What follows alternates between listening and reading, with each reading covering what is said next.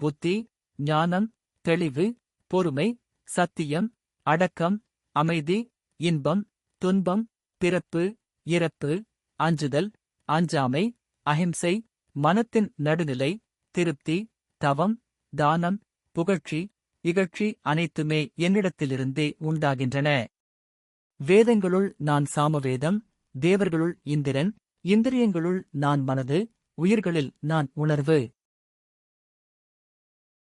புரோகிதர்களுள் நான் பிரகஸ்பதி, சேனாதிபதிகளில் நானே தேவசேனாதிபதியாகிய முருகன், நீர்நிலைகளில் நான் கடல். ஆயுதங்களில் நான் வஜ்ராயுதம், பசுக்களில் நான் காமதேனு, தம்பதிகள் நடுவே நான் மன்மதன், பாம்புகளில் நான் வாசுகி. நாகங்களில் நான் அனந்தன், மழை தேவதைகளில் வருணன், அடக்கியாழ்வோர்களில் நான் யமன்.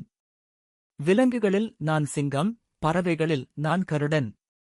தூய்மை தருவனவற்றுள் நான் காற்று, ஆயுதம் ஏந்தியவர்களில் நான் ராமன், மீன்களிலே நானே மகரமீன், நதிகளில் நானே கங்கை. அர்ஜுனா, சிருஷ்டி பொருளுக்கு முதல், இடை, கடையாகிய மூன்றும் நானே. வித்தைகளில் நானே ஆத்ம வித்தை.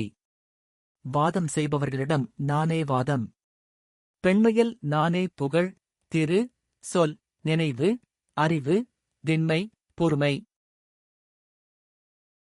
காலங்களில் நானே வசந்தம், மாதங்களில் நானே மார்கழி, கருக்களில் நானே தேவதாரு.